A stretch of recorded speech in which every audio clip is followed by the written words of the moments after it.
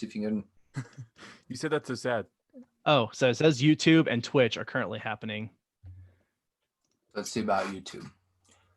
Facebook, it does not like. Oh, Facebook, it says it's live. It says we're live, Okay. people.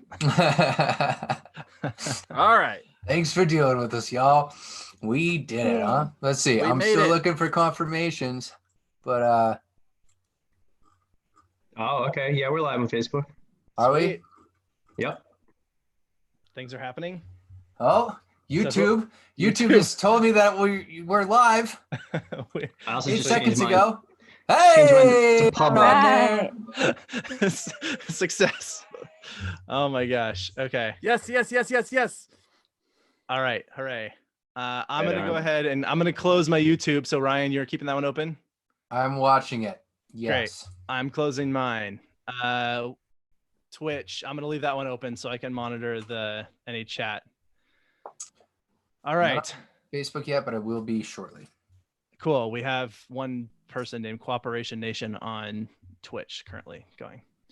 Support that. All right. Are there I any support that. are there any other platforms we want to try and add last minute? Nope. No. Nope. Okay. We're good. Okay, just making sure. Just want to be clear. Very democratic of you. Alan, Okay. can you send me the live link in to Facebook in Slack? Just copy that URL and drop it. Cool. Thanks. All right. Cool. So what's And- on the docket now that we're live and everyone's here? Yeah. Do we have people who are watching us? So that's Unclear. So far, there's one person watching on YouTube, and I think that's me. yeah, that's probably you. Justination Nation. So that might be Justin. That'd be great. As on Twitch. And then Facebook. Anybody? Because I mean, we could talk to each other. I'm not sure how much fun that'll be for other people, but Typically, I I think try to it's get really some fun. conversation going, and then we have some time to spread the link around. So I can share it over the next 5 minutes on different Facebook groups when I get into it. okay. And Did you get it? Did you then get we my can- Yes, thank Yep. you. Yep. We got that. Cool. Let's see here. All right. Conversation. So how was everyone's day? All right, sweet. We are in here. What's up, everyone? Yeah, we made it. We are good now. We have arrived. So I think we're all set. Okay. I'm gonna invite our Patreon friend. Okay, cool. It is linked up to Alan's face live, which is why. So I'm gonna share it over to Why We Do What Do. But Alan, just a heads up, this is on your page. It's fine. I made it Okay. public instead of just friends too. So. Perfect, thank you. So we have 6 people on Facebook. That's probably Alan and I, but there's others there, and we'll share it around. And we'll start getting more people. Yeah, I'll share it on my page too. Cool. So yeah, we probably I shared it to my page too. We probably need to share it to the Why We Do What We Do page just in case. Doing that right now. Yeah. Whoop, whoop. Maybe to start, Scott, like since we're live, what can you give us like an oh my gosh, I just ruined it on live. Abraham. Oh no. Can you Happy taking it anniversary. Happy birthday. Oh man. Wow, what a fool. That lasted Well, 3 so- minutes. I'm so glad it wasn't We me. I'm so glad it wasn't We me. didn't have an official start. I was just saying, can you tell me happy what we're birthday. doing and Sure. who we are for anybody that clicks in? Okay. Yeah. Great. I can invite my friend in to come do that. Yeah. Okay. So for those of you who are watching us, this is Why We Do What We Do podcast crew and you two, rhyming as much as I can. Not the band you two. That would definitely get a lot of listeners. Surprise And guest. yeah, so we are recording live, obviously, but this is specifically in celebration of the 3-year anniversary of this podcast, Yeah, congratulations, everyone. and kind of accidentally in celebration of the birth of Kyle's daughter. So happy yeah. birthday, Yes, absolutely. little Miss Sturry, whose first name I don't know. Surprise. You should have asked. Surprise story. Yeah. So, so for those of you who are listening, one of our team members, one of our writers, Kyle Sturry, I hope he doesn't mind sharing. He just had a baby daughter an hour ago, maybe pretty recently. He was going to be with us, but he's got more important things to do. So we are here with him in spirit. Yes, he's busy managing the miracle of life. Exactly. Which needs a lot of management. So we are going to talk about the podcast. We are going to ask people to participate with us. We've got a good, I think, docket of activities for today in terms of what we'd like to discuss and what we'd like to offer as a way of participating in this. I'm going to have to really be careful. There's no point in me beeping myself when we're not recording. Yeah, it's a different workflow.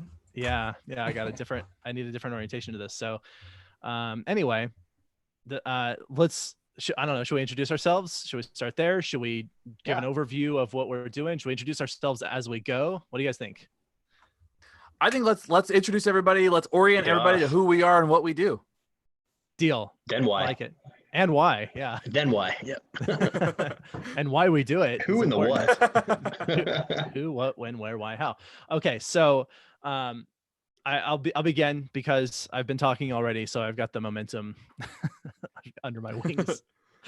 All right, so my name is Abraham. I am I'm one of the hosts, one of the creators, wear many hats, and I help steer the ship of this beast of the podcast. And I'm supposed to answer why, or we haven't gotten there yet. No, that's later. Okay, great. So that's all you really need to know about me. I've set it up really well for everybody. If there's a commander, it is Abraham. Man, I almost missed. Struggle bus over there. I can't edit you live. All right. I'd like to introduce one of my most frequent co-hosts, and that is Dr. Shane Spiker. So you can introduce yourself as well. Hey everyone, I'm Shane. I joined the podcast about episode 71. So we were already a year old so I'm kind of like an adopted a member of this crew, and I just love hanging out and talking about this stuff. It's been a blast for the last couple of years. So met a lot of really cool people, learned a lot of really cool things, like learned the word prion. Never heard that in my life until we did that episode. So, and here we are now. Rad. All right. The next host, there's really three of us for the most part. And that would be Ryan O, which is obviously sort of a pun for rhino, because you notice the giant horn on top of his head and the fact that he's a pachyderm. Yo, Ryan O. So It's been right. So what's up, folks? I would say I was probably pretty consistent until episode 71. And then when there was relief coming in, I became very inconsistent. But yeah, just digital nomad is how I describe myself now. Lover of behavioral science, behavior analysis, and I create a lot of stuff on the internet, whether it's videos, podcast stuff, and things like that. Been fascinated with how to try to engage in science communication, as they describe it. So SciComm for short, and just kind of pursuing whatever medium and format I can do that in. So that's my life. That's me. I'll get to my why later. All right. One of the members of our team who works in the background of the recording, but really in the face of the actual, I guess, life and lifeblood and presence of this thing is Amber. So Amber, if you would introduce yourself. Yes. Hey, everyone. My name is Amber, and I work behind the scenes in the social media and interact with you all on Instagram and not as much Facebook. Hopefully we'll get there, but I am there kind of being the behind the scenes person. Yeah. So if you are talking to someone on those platforms, there's a good chance you are talking to Amber. And she helps. She really makes my life better, because that way I don't have to be on Facebook, which is where I don't want to spend my time. But to be fair, I do not that I'm completely absent. I mostly monitor our email and our SoundCloud, and I do pay attention to the stats on Spotify, although it's not really interactive there. If you're a SoundCloud manager, are you then like a music manager or some sort of like legit manager? Does that come with that title? Sure. Sweet. Yeah. As long Are as you you're dropping a mixtape? Yeah. We got plenty to do with mixtapes. All right. And last and of course, not least, one of our newest members who has been helping us a lot this year specifically. I think you really came on right around January. Does that sound about right? Or have you been here since 2019? Yeah, since like Thanksgiving, Christmas or so, and then really got going after the new year. Okay. Good timing. Perfect. I get all my holidays mixed around. So we started breaking bread with Alan back around Thanksgiving, and so Alan has been with us since then, being a writer. So you may introduce yourself, although I kind of already did. Sorry. As Abraham said, my name is Alan, out in New York, behavior analysis disciple, looking to find out how it fits into all the other unseen parts of our life and the world around us, and really enjoying finding out far too much about a lot of stuff. that is the goal ultimately, is to find out way too much about, especially like kind of mundane things or things you wouldn't really think about. Prions, I think, are actually a really good example of that. Had no idea. No idea. And then an episode that to this day still gives me the creepy crawlies, which was when we did our episode on zombie fungus that takes over ants and stuff. I think Ryan and I did that one together. That's accurate. Yeah. Yeah, that was freaky, actually. Yeah, it's disconcerting. Cool. All right. Well, I don't know how we doing on people joining in with us. So we have people watching and paying attention and hanging out with us, maybe trying to talk to us. Facebook's at 25. We have a Selena Schilling saying hello. What's up, Selena? Big supporter of the podcast. And then Samantha. Well, hey, I didn't forget. It's a miracle. Word. We're all about those miracles. So magnets. There's a number of miracles between that and life. That's two. Life being given. Yeah. That's two right now. Yeah. Magnets. Oh, we have Justin Greenhouse. Can you describe his role real quick? Because it's really crucial. Yeah, actually, Justin, that's great. Thank you for reminding me. And Justin has been watching. Justin has been largely responsible for editing the audio for our episodes. So he writes our music, he edits the audio now. So he is sort of the producer, editor, audio engineer, and is also watching our Twitch account. So if people are watching via Twitch, then that's you would possibly see Justin there. So Justin is amazing human being, and I can't thank him enough for the work that he does with this podcast. So thank you, Justin. Yes, thank you, Justin. Thank you. Seriously, it's so good. We also have let's see, I'm probably butchering this, but Dieton from Brazil, and then Robin saying hello. So we've got some folks in here. 21 streaming. I think we're ready for some fun topics. Perfect. All right. Well, then, perfect. Then we're in a really good position now, I think, to really transition to just an overview of what we're taking on today in this particular group. So the theme of this is why. The question why, the word why, if you will. Our podcast, if you're here at all, is called Why We Do What We Do. And I like this setup we're coming up our 3rd anniversary, taking on this particular question, and just getting at the heart of why, and then a few specific topics preceded by the question why. And so what we're going to talk about is those topics. I'm going to start with the question why. We're going to pick a few topics. We do have hopefully someone, we're hoping they're going to make it as a special guest will show up. Surprise, it's John Krasinski. Just kidding. For some good news. Some bad news. Here and here only. That'd be great. We are going to have a question and answer segment. We'd like to really talk to our audience. So if you would like to ask any questions or engage with us there. And then I actually have I want to invite some people on to specifically answer a question from us to them. And so we're gonna hopefully get some opportunities for everyone to jump in and participate. So are we ready to begin? Let's do this. I think so. All right, cool. Everything seems to be coming along. Okay. So as I said, I would like to actually take on specifically talking about the question why and what that word means. And it's one of those things where you might hear it and think that's stupid. Why would you want to talk about that? And Exactly. yeah. And yeah, exactly. And like you answered your question with your own question. The reason that I think that this is important to discuss is because the question why begets the answer because. And that's actually one of the reasons I put it in the title of the podcast, or why I thought it was a good title, is it's actually not a good question. Because what that implies is a cause. Again, if it begets a because, then that implies that essentially there's some linear direction of events where you have one thing that precedes another thing that caused that thing to happen. And it seems like when we look at how the world works, that mostly is how things kind of flow. At least that's what it appears to be. But it implies, again, that there's a single variable that has a single effect, or maybe there's a couple of variables and a couple effects, but it implies this sort of narrow range of considering the variables that are related to the particular occurrence of an event. Okay. And so I'll just give you an example.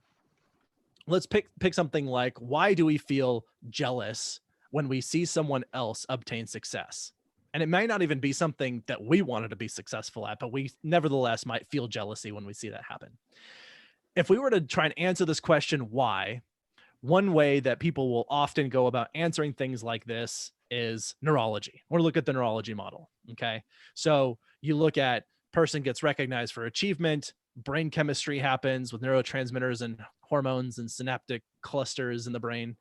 And then your outcome, you feel jealous, right? That's sort of your linear progression. We've answered why. We have a thing that happened before this other thing. Therefore, we have cause-effect relation. However, I think it's important to also consider that that event could only happen if that person that we're jealous of received that recognition. So there was a variable there.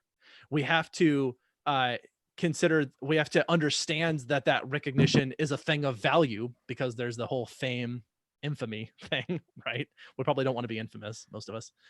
That understanding could only arise from a history of learning to value a community's orientation toward value, or what that value is, the thing that's being recognized. We have to belong to a culture that celebrates accomplishments. We have to have the availability of the neurotransmitters and the hormones and the synaptic processes for that to take place. We have to have some kind of history of learning or experience in some way that we missed an opportunity with something if somebody else got it. There's also often this element of, I want to make that person look a little less good than they do right now, because by discrediting them, that makes me look a little better, especially to those who are maybe naive, who are persuaded by your tendency to try and talk down to someone who has accomplished something, and a ton of other variables, right, that could be going on. And I only say all of this nonsense and confusing what sounds like White Tower philosophy crap because there's so much going on in just asking the question, why do we feel jealousy, that it doesn't answer the question to say neurotransmitters. It doesn't even answer the question to say the context of the event. There are a lot of things going on. And I had this professor once who suggested that whenever you ask why, instead reframe it, just take why out of there completely and reframe it as under what conditions. And what I like about that framework is that under what conditions means that you start looking for variables rather than looking for variable singular, right? So if I say under what conditions do we feel jealousy, then we start to identify when someone else has accomplished something, when it was an opportunity we feel like we maybe missed or would have done better, or someone else maybe missed and should have done better. And looking for, the neurology could be part of this. There's the cultural considerations there. We start looking for all those variables and we start considering what the situation is. And rather than it just being this, then this, then this, we're now asking instead, we're asking about what are the relevant features of the situation that had that effect be the case. And if you think about that in the context of psychology, that radically changes how we start to approach understanding the crazy crap that we see people do all the time. And we look at them and go, why? And I actually, for whatever reason, I personally get a really big kick out of listening to when I hear people on other podcasts or on the radio say why we do what we do, because that's the name of our show. And so I go, tee-hee, and it makes me giggle. And then I think, wow, that was such a clever name. I'm so glad I chose it. And at the same time, I think a better question is, under what conditions do we do it? And that answer, a lot of time that will not persuade, but influence an investigation that is more likely to answer those questions, because we're no longer thinking about it linearly, but we're thinking about it contextually. There's only one other thing I want to say here before I'll pivot towards someone else, so that I'm not hogging all the airtime and boring everyone to tears. But I think there's something in asking why that also implies blame. Because if you can have a single cause variable that is the one thing preceding this event, then we can point to that and say, that thing is responsible for this, for good or for ill. And I think that can be problematic. And it allows us to lose sight of what's important when we get focused around pointing blame. And I get very annoyed at people at a time when all they want to do is point the finger. And then once they've pointed the finger, they said, oh, it's your fault. My job is done. I'm like, no, what? You didn't accomplish anything. You pointed at someone. That doesn't solve the problem. And so I don't think that there's utility in a type of activity like asking why that results then in something that is still fruitless. So we got something useless that results in something else useless. So my recommendation, we're not doing the recommendation section right now, maybe not this whole episode, I don't know, but I would prescribe instead is that you say, under what conditions? When you find yourself compelled to ask why, ask under what conditions, and see if that changes anything for how you start thinking about that. You'll start to not search, or that forces us to search for those contextually relevant variables with no necessity to try and assign blame, and instead might inform how to change those variables to alter the outcome next time, if that's something that's important in that particular context. Does that make sense? Yeah, I think that makes perfect sense. And I think the way that you frame that makes it so that we have a line of inquiry to follow and not just a stopping point. And I think that is one of the best things about being a scientist, is that we don't have a stopping point. And the question of under what conditions allows us to continue that line of inquiry. Yeah, and find those conditions. And that's why we frame what we frame. Which is the new name of the current podcast. That's the name of my framing store that I'm opening. We had a couple comments from Selena and Jenny Lee saying they love this and like appreciate the reframing of the why question. It's good stuff. Yeah, cool. I love Thank it. you. So, all right. One thing. The next I had, I'm going. Oh yeah, no, go ahead. My Zoom kind of froze for a second. I think I'm sucking in a lot of bandwidth now, trying to run so many things at once. No, my friend, you do your thing. This is your show. You do you. Well, it's all of our show. Yeah. Why I do me. Okay. Well, Shane, what were you gonna say? No, I was gonna kind of lead into some of the topics that we're gonna talk about. So, but I figured you were hosting so well. Oh yeah, go for it. I thought that's what you were gonna do. No, I think it would be useful for someone to hear a voice other than mine for at least. Okay. So on the topic of under what conditions, or the question why, we wanted to kind of put this together to celebrate first that we're celebrating 3 years with the podcast, which is a big deal, and a huge thank you to kind of everybody. And we wanted to bring everybody to our birthday party, even though people couldn't be here. But the other thing is we started wanting to analyze the question of why in the sense of specific topics. So what we've done tonight is all of us have a specific topic that we're going to touch on. We're going to touch on why this, why that. And I think it's going to be a lot of fun because it'll give you kind of an idea of our voices as people working in the podcast, but also a lot of fun about topics that we're just kind of interested in and seeing how we research this stuff. So we're really excited to kind of talk about this stuff. I can't wait to talk about boogers. So. And laugh like that. Why we pick what we pick. There you go. All right. So I actually had up next, if you are ready, Alan, can you tell us about your subject? Right on. So you probably are getting pretty sick and tired of seeing those emails from like Geico, Best Buy, Dunkin' and whatnot that start with something to the effect of "in these unprecedented times," like at the beginning of a movie trailer. And quite often they're talking about the pandemic at hand, but really I think the thing that is frustrating people more is this unprecedented free time. This is actually the unprecedented times that we've never experienced before. Like you've never had this much time to just do wide open, literally whatever, you can put your mind to. You're not commuting, you're not going to happy hours, not going to gym sessions, and that just opens up a ridiculous amount of time. So what happens now?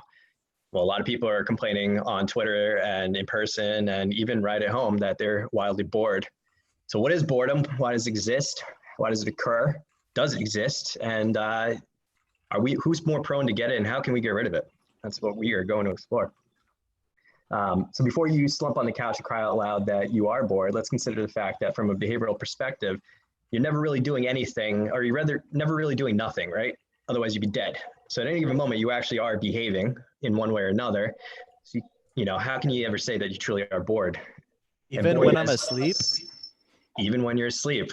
Should we go over the dead man's test? It's up to you, man. Your segment. Go with it. Unless a dead man can do it, it's behavior. Or I might have missaid that one. Can a dead man do it? That's how we frame it. Yeah. You got it right. You just said it the backwards way. The backwards Yeah, way. you're there. Mixing it all up. But boredom, as we conventionally know it, though, is kind of still a relatively new concept. If you look back in history and all the way up to not too long ago, our ancestors were spending more of their time doing much more important things like finding food, finding shelter, keeping away from bears and whatever else, attracted them in the wild. We have the luxury of being able to sit in a line at Dunkin' Donuts or on the subway train and need to pull out our phone and, go on Instagram or Facebook or something like that. But how often does anybody really allow themselves to be truly idle, doing quote unquote nothing? It's just not something that you see anymore, particularly with the smartphone invention.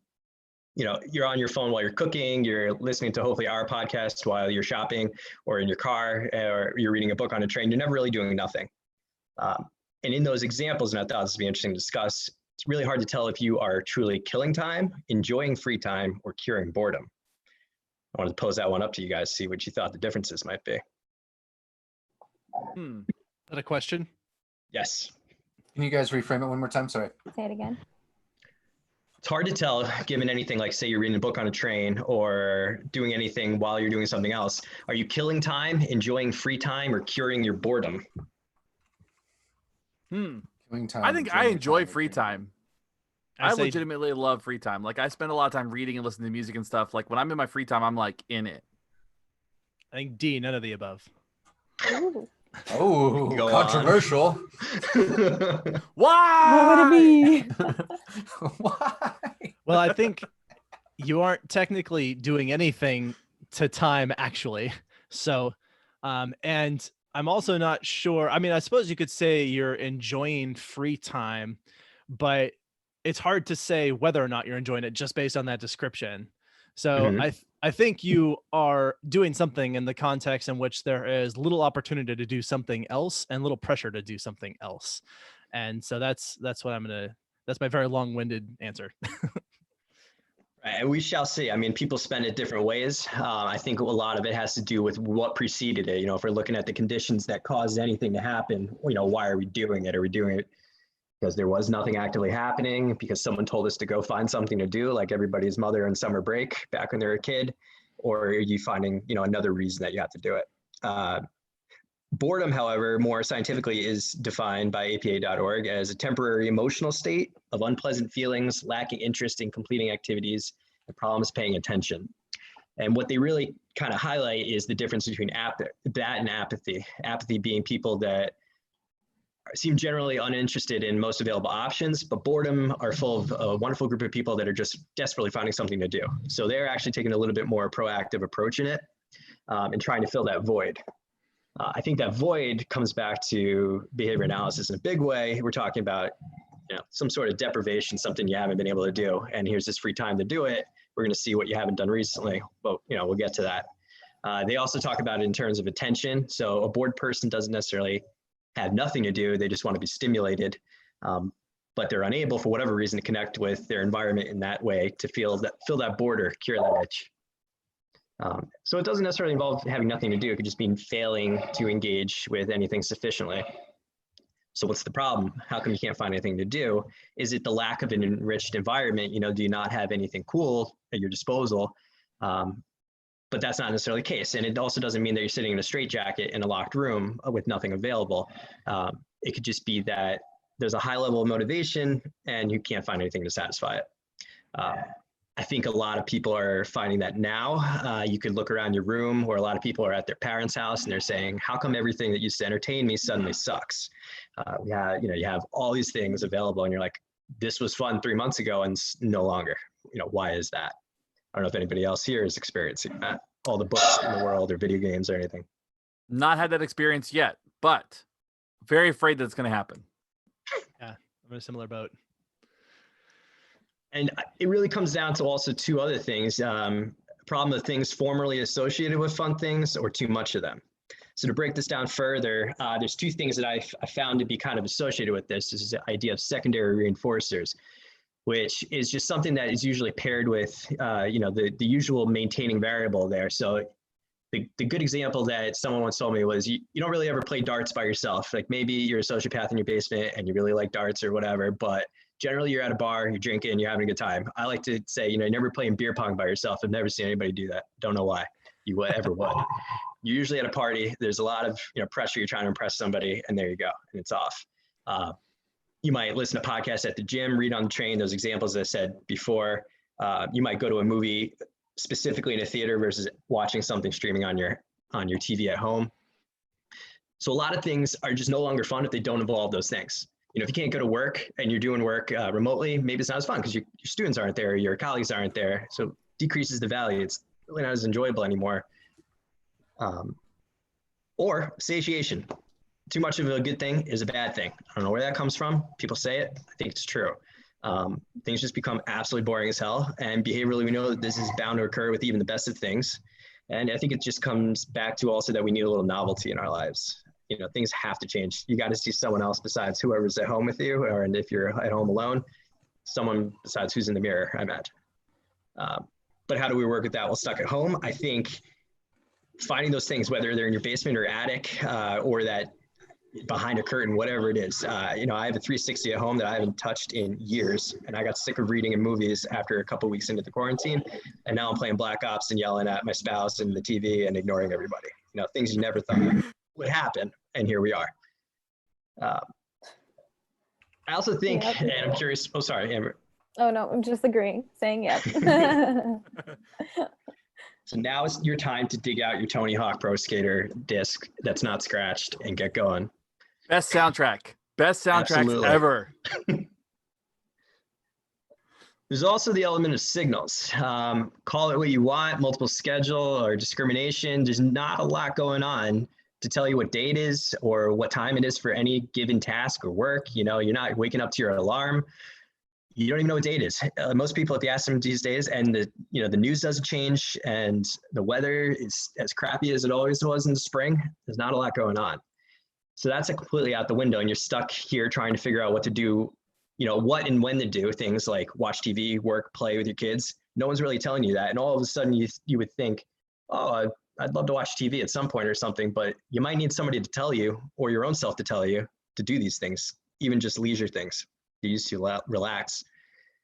There was an article also that mentioned that fun is really about the escape. They said breaking away from daily stressors and focusing on enjoying the moment. So without the tediousness of a regular life full of responsibility, particularly for adults, what role does leisure play anymore? So if you can't run away to escape, to have a good time, to be able to escape your responsibilities, does it even have any value anymore? What do you guys think? That's a great question. I love that. Anybody else have any thoughts? I see Abraham thinking.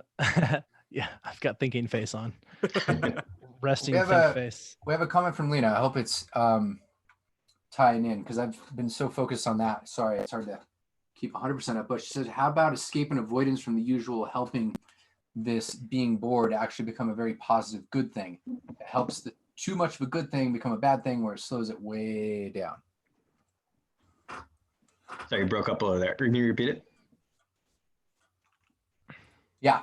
So Lena says, how about escape and avoidance from the usual helping this being bored actually become a very positive good thing? It helps the too much of a good thing become a bad thing, or it slows it way down. Well, if I understood it correctly, you mean slowing life down to like a more healthy level? Is that what you're saying? Perhaps. I'm interpreting her comment. So I don't want to speak for her. Well, feel free to field it. So pretend and we'll correct if we have more info. But please add your thoughts too if you are interpreting it better. I apologize. Yeah, I mean, I think from the perspective of like boredom is probably a good thing. It probably signals that like we probably fill our lives with maybe too much stimuli. And so when we aren't constantly stimulated, we have a problem with just kind of slowing down a little bit and having a moment. Yeah. And it could be healthy. You might, I think it's all to the individual and what their threshold is for working too hard. If you start to see those negative effects in different parts of their life, their relationships with their family, or I'll go into this in a second. If you start to see negative behavior start to occur, anything like substance abuse, gambling, addictions, and whatnot, any sedentary behavior that arises. Some of the articles that we looked into mentioned that boredom does have both its negative and positive effects. It just depends on the person. And obviously that can go deeper and deeper, as Abraham said, back into all the conditions that preceded them to this point. Given that people generally go back and forth between polarized states of being highly engaged with things and then being, stepped back and quote unquote relaxing, they need to kind of find something. And what ends up happening to too many people is, in the absence of structure in that moment, they resort to sedentary destructive behavior, like I said, and that can lead to correlations with suicide, depression, psychosis, and a couple of other unfortunate things. In the absence of that structure, people kind of seem to conform to unfamiliar surroundings in really unconventional ways.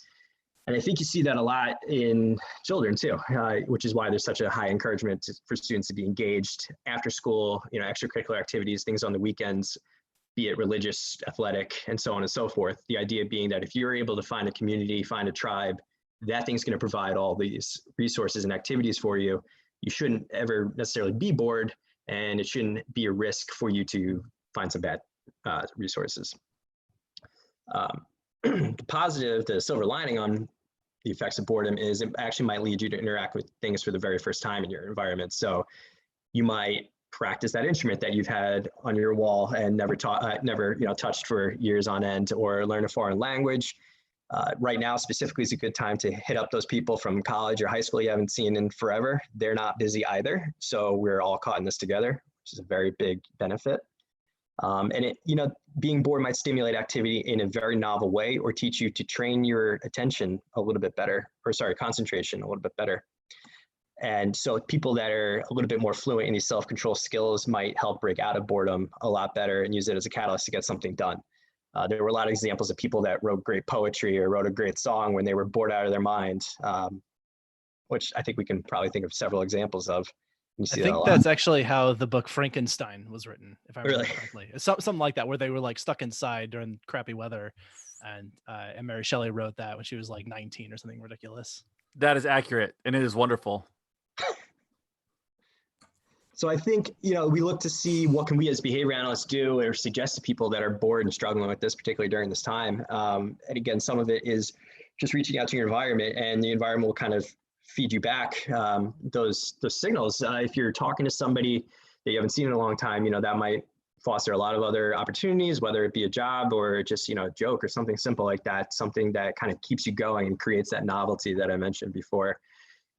If you're looking something a little bit more molecular on a daily basis, though, creating a to-do list is something that we do every day at work or for any professional needs, but we don't think to do it for our own fun.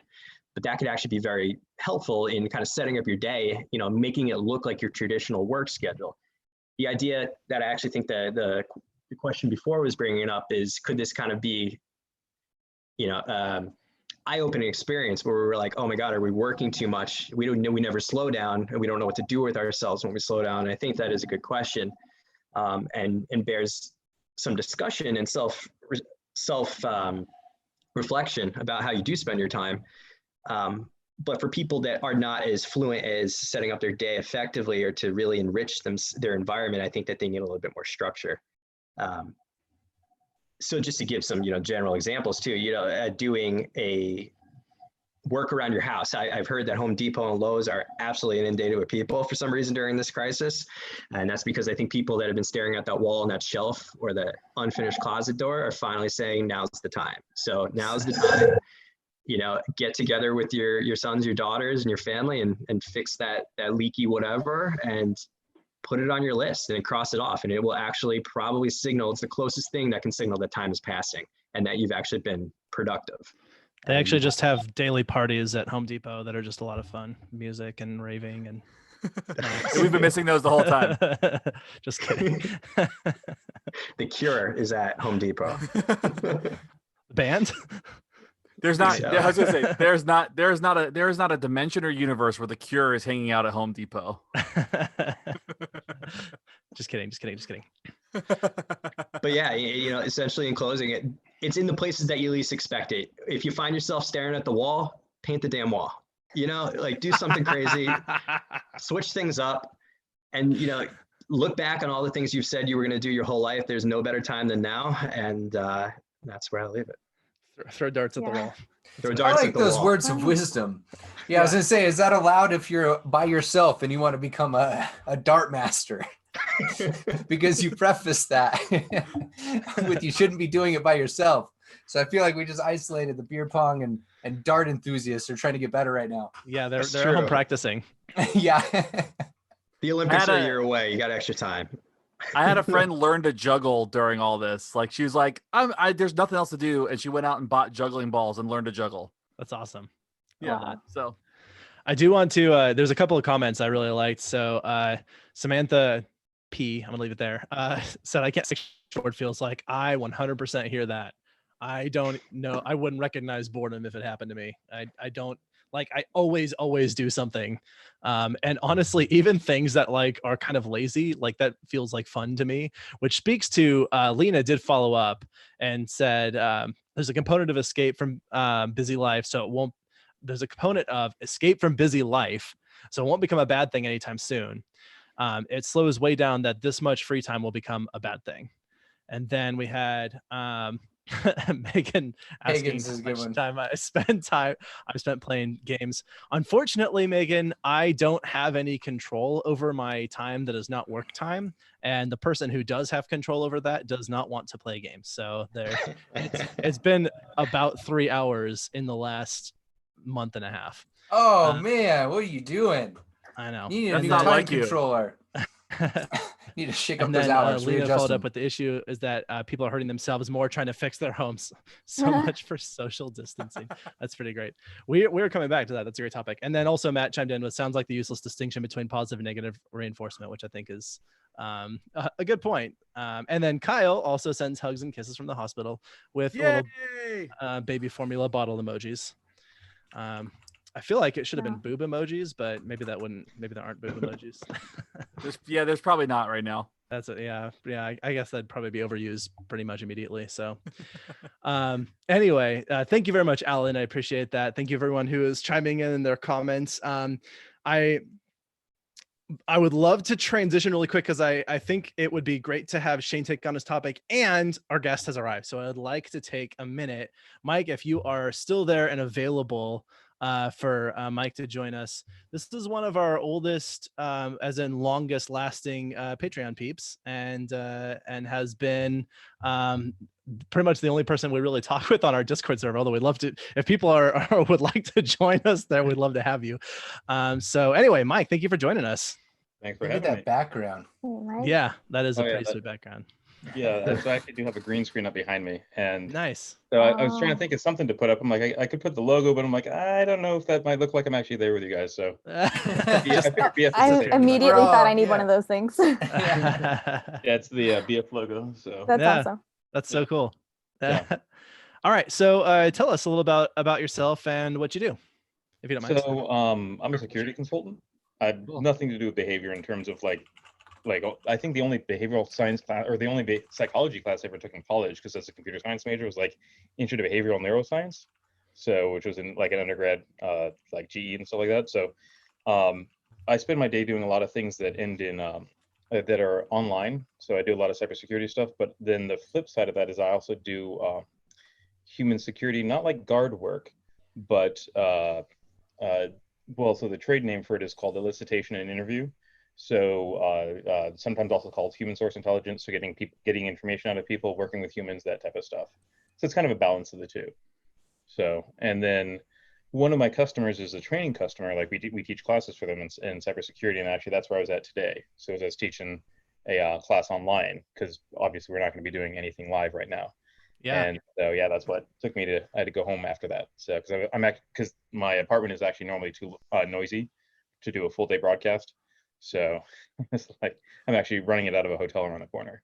Whoa. So, Okay. yeah. That's So I cool. actually get to commute home and then yeah, go online here. So Well, I was gonna say this is so cool because first of all, you're here with us.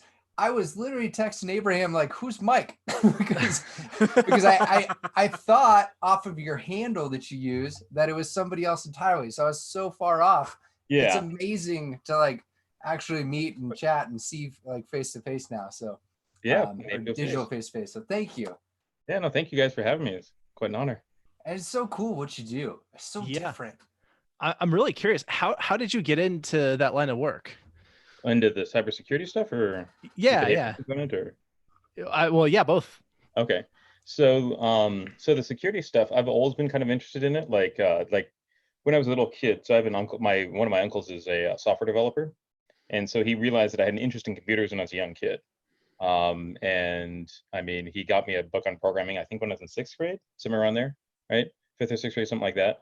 And then growing up, one of my friend's dads worked for a company. Well, it's now called Boeing, but back then it was, I think, Rockwell or Rocketdyne or something like that. So a large government contractor, and he did a lot of tech work for them. And so he kind of mentored me a little bit when I was younger, and then just kept doing it and was interesting. And yeah, just kind of eventually found my way into this type of stuff. So Neat. I Man. love that that's like the behavior analyst story. It's like, here's a thing I was kind of interested in or found like an interest, and I fell into this field. Like that's how I almost can guarantee every behavior analyst I've ever met has had that story where they're like, oh, this is this thing that sounds cool. And then you end up getting into it, even though you had like a kind of previous interest. That's great. yeah. Yeah. And then the behavioral component is, so I guess the closest normal term for the security, the behavioral component of security stuff is what we call social engineering. So, but in security, it's what I call the 4 Ps. Phone call, or it's primarily focused on phishing, so like phishing emails and stuff like that. Phone calls, or trying to like get people's passwords over the phone, or getting them to go to websites. Pop psychology and pseudoscience. That kind of sums up like the scientific component of social engineering. It's phishing, phone calls, pop psychology, and pseudoscience. So because there's a lot of talk about NLP, right, and like neuro-linguistic programming, not natural language. So and like, you know, eye gaze directions and all that baloney to go with it, and hypnosis and subliminal blah blah blah blah blah. So it's interesting because I actually was talking with a friend of mine who works for a large organization back in the East Coast, and we were talking last night about social engineering, and because he was a psych student in college, right? And so we're talking about some of the differences between what actually happens in like actual science versus like just the general pop psychology, the Malcolm Gladwell style general knowledge. So Wow. yeah, it's kind of interesting. Cool, man. And how did you sort of find your way to our podcast? You know, it's been so long I don't remember, to be honest. Oh, okay, that's okay. I've been listening to you guys I think it was shortly after you guys started. Okay. There aren't many episodes available. I just remember that, and I've listened to all of them. So I usually listen to them when I'm either commuting because I live in Los Angeles, or because I go to DC a lot for work. Okay. So I'm commuting over there too. Yeah. Yeah. It's been at least a handful of years. So Cool. probably just found it by searching through the iTunes or the Apple Podcast app. Perfect. So Very cool. I have a question because I really want to Sure. try to pit the hosts against each other. Okay. So Do you have a favorite episode? Oh boy, this one I'm gonna have to go through and look. And if you Favorite say episode- Shane, I'm flying to Florida and we're fighting. That's for our 4th birthday. Yeah. We do an episode on bare knuckle boxing. Yeah. I was gonna say depends. Am I making money off of this? So one of the earliest ones that I remember that really piqued my attention, I wouldn't necessarily say it's my favorite per se, but it's definitely one that I've thought about a lot, was the one where you guys talked about interview and interrogation, where you talked about read technique. Yeah. So because I have a background with that. And then Cool. there was another one that I know was standing out in my mind that I was actually really liking a lot. I'll have to get back to you on that one. I've got to scroll through because you guys have a bunch of you have a bunch of episodes now. So Yeah, we're up to 154. I think just came out today. 153 maybe. Something like yeah. that. Yeah. So as we're coming up on, as this is our recording for our 3-year anniversary, which doing a podcast for 3 years, we've already beat the odds for most people who start a new podcast, which I'm pretty excited about. And then you didn't even beat the odds. You're like 8 times past the odds. Do you yes, realize that? Okay. accurate. Yeah. True. Okay. Just to be clear here. We've only ever missed one publication date where there was one week probably we missed. my fault. Actually, no, it was mine because it was when we did the audiology episodes, and I was producing the crap out of them by mixing together all the different interviews that I did and music, and I spent like 100 hours on it, and I just couldn't get them done fast enough to hit the deadline for that week, and so I ended up just missing 1 week. But in that, we've otherwise never missed a publication, so I'm pretty proud about that.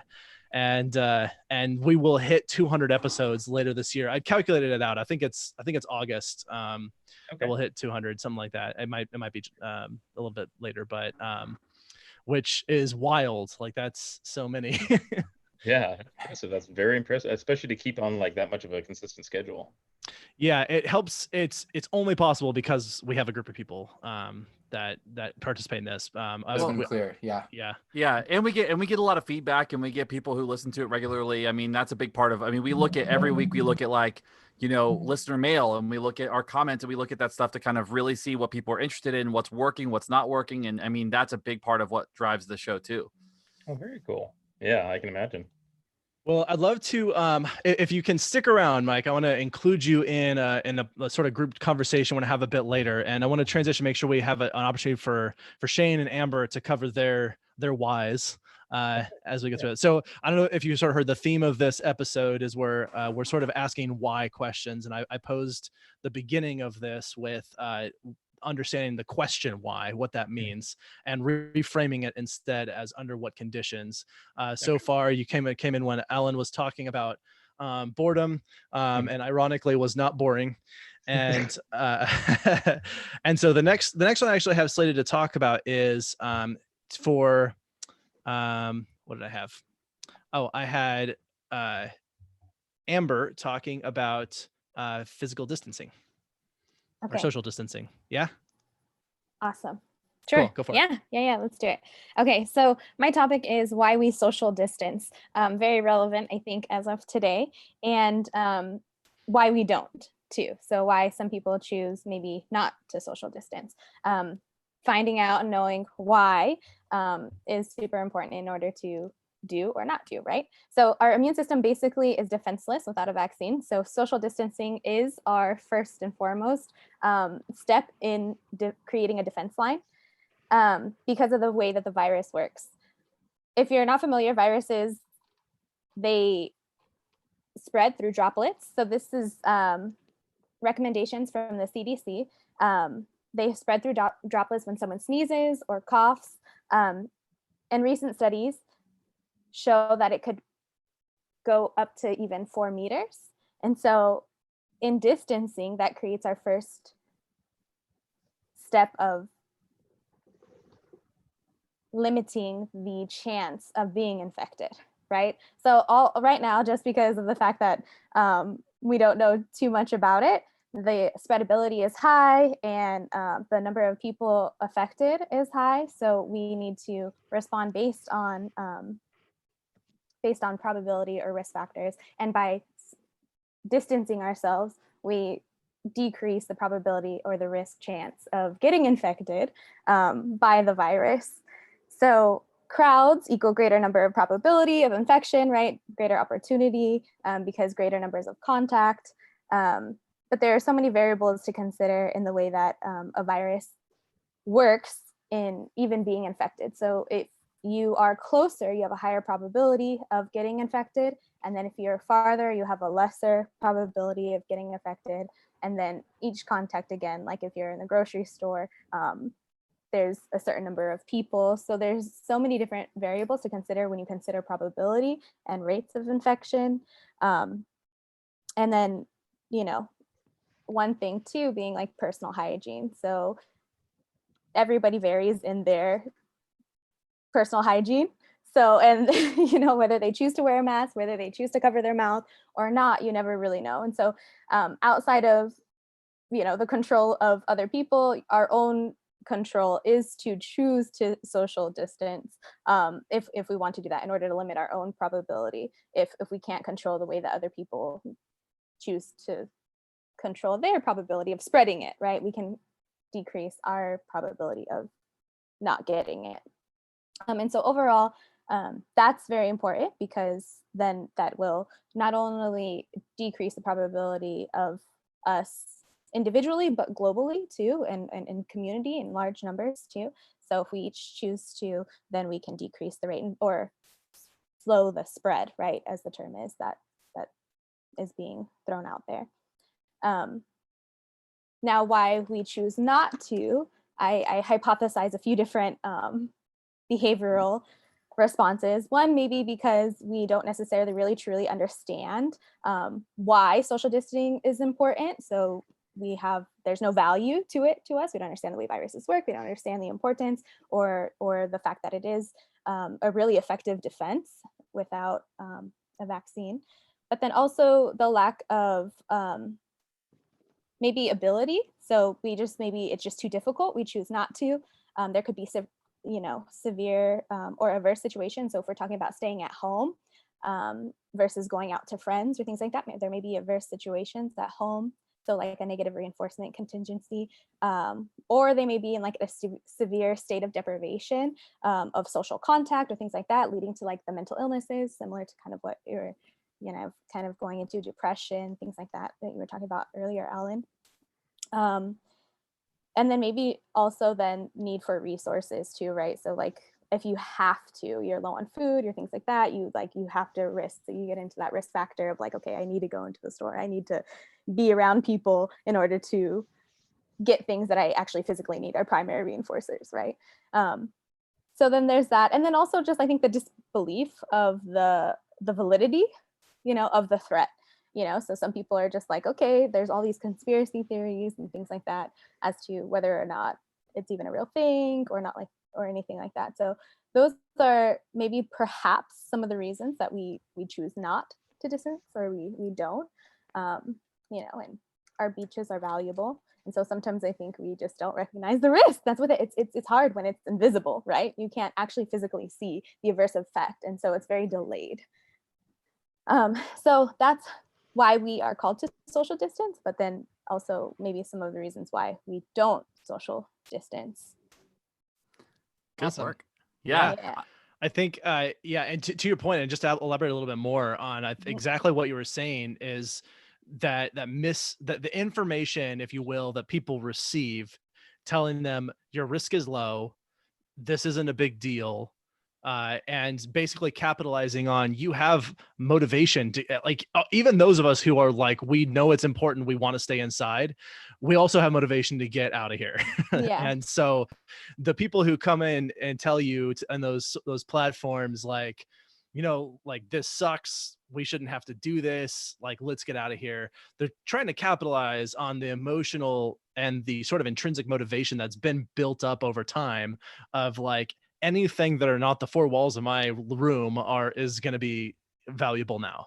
And so when you don't have a real good frame of or I guess a good source of valid and useful information, then it's very easy to hear those things and be motivated and be persuaded to be like, these people are saying it's okay, and they're saying like, hey, let's get out there, like there's a world that we've left behind and it's really awesome. And so I can definitely see to that point of that being misled, if you will. Right. Yeah, based on what Absolutely. you're saying. Even myself, when I was looking into it too, I think once I actually look into the numbers and the spreadability of it, and the fact that and how it actually does different than, you know, currently the virus that we're facing now is different than viruses before. The rate is so high that it increased my, even the value of me wanting to social distance, because of the fact that I was like, okay, wow, it's more than what I had even thought, you know. So knowing definitely helps. Yeah. It's also what kind of news has, you know, what effect on certain people. So all of us are just brought up around data. That's enough to tell us any story about anything. So we could see any graph, any curve, anything, and believe what we're seeing and go along with it, and that'll make us social distance. But for other people, you know, whereas that's aversive for us, we see, oh, that's a threat. Their threat is, I'm running out of food, my kids are going crazy, you know, everything's going wrong. That's the more present threat. Yeah. That's what I was going to say without getting like super political, because I know I have like that bent where I'm like, no, this is what it is. So like we exist in this world right now, and this is kind of the challenge, right? Like you've got people protesting about not getting haircuts, and the truth is the issue that we run into is that most people are politically and scientifically illiterate. And so when the media is portraying numbers and they're putting out numbers, they're putting out quick blurbs, they're putting out quick displays, and people don't have the wherewithal to actually go in and look at the data and go look at the science to pull that stuff and actually understand it, or even really understand what's being told to them to begin with. So, so to kind of to the point that the question that Jack had kind of brought up was this idea that the media is portraying it in a certain way, but they're portraying it in a culture in which people are not scientifically literate, which is also one of the reasons why we put together this podcast and why we started doing this, is because people don't understand certain things, and we like to dispel that stuff. Jumping ahead, Shane. Sorry. No, it's okay. No, I think, yeah, just the point of like, this is, I very naively did not think this is something that would be politicized, and was kind of blindsided when it was, of like, oh, this all of a sudden there's an aisle separating people on the topic of something like a pandemic. And that did surprise me. And I admit that I think for me, that was a bit of naivety, because we are at a point where, and maybe this has always been true, you know, I only have my lifetime to compare this to, but this seems like something that doesn't have a political orientation to it, but there are certain media outlets that have definitely carried this. And really what I think there is more about it is how to handle the situation than the fact that there is a situation, although there are certainly people who argue that there isn't. But yeah, Amber, you were going to say? Oh, yeah. I was just going to say, I think it comes down because we're talking about behaviors and people's independent choice to engage in a behavior or not. And it becomes political when you have like an authority or government saying you can or you can't, you know, and like you said, Shane, if you don't know or understand the science behind it, it can really feel a bit like, you know, intrusive. You're like, okay, why can I not? I can do what I want, you know, but because of the fact that it does have more of a public health matter, it's more of a public health matter, and it affects other people, then, you know, we have to take a little bit more into consideration with that too, you know. So I did want to point out just that when Shane was referencing that person, Jack, this is where, because we're going to be publishing this episode as an actual episode, and people will not have the comments as a frame of reference. That was someone who had left a comment about that. So that's where that came from. I'm not sure what if that needed more context, but speaking of which, Shane, I don't even know what you're talking about. Why are you talking, and about what? So actually, funny story. So this kind of came up today. I actually did my part on why we social distance. So I got my topic mixed up. Coordination. And then I didn't have a topic. Yeah, and then I didn't have a topic, and then Kyle decided to have a child. So I got his topic. So within a couple hours, I had to become an expert on my topic, which is why people are gross. Luckily, we all have some experience on this. So I don't know what you mean. your hygiene is impeccable. So I'm doing why people are gross and why are we gross as human beings. And so, as I was putting this together, I was having a lot of fun with this, but I think some of the stuff that you'll find in here is a little bit shocking. So, we're going to talk about why people are gross. So let me start. Human beings are generally gross, right?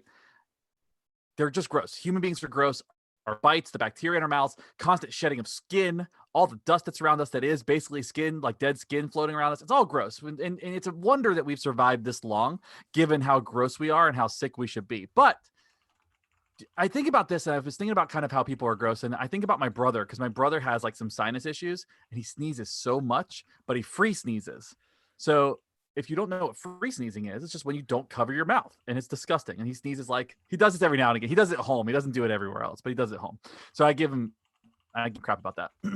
But has anybody ever thought about how gross we really are and what makes humans gross? So I'm going to talk specifically about hand washing because it is relevant and it's kind of in the MO, but just be prepared for this. Okay. Generally, human beings, even when there's a prompt, even when there's an EO, even when we're here and talking about the need to wash our hands, we're not very good at it. We are so bad at washing our hands that the CDC had to put out a task analysis to tell us how to properly wash our hands. And all of us found out that we weren't doing it properly for our entire lives. So did anybody have that revelation? Like, did anybody here have that revelation where you got that CDC task analysis and you're like, oh, I missed some steps?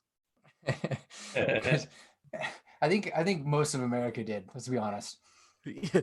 Yeah, that's okay. We can admit that. Yeah.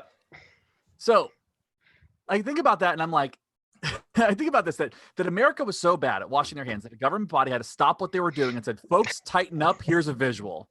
Okay. And that's what they did. They stopped what they were doing. They stopped the presses and was like, we need to put together a picture schedule for what people need to do. Now, according to Science Daily, and I'm going to cite some stats that go along with this.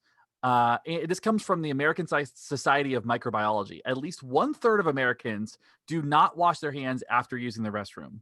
Okay, so keep that in mind. 1/3 of people in the United States do not wash their hands after the restroom before the pandemic. Okay, so who knows what it's like now. Now, what we see here, despite the threat of superbugs and infectious disease, we still see people touching their parts and shaking your hands. That's essentially what there's 33% of people that are touching themselves and touching you. Okay. Now, Go on.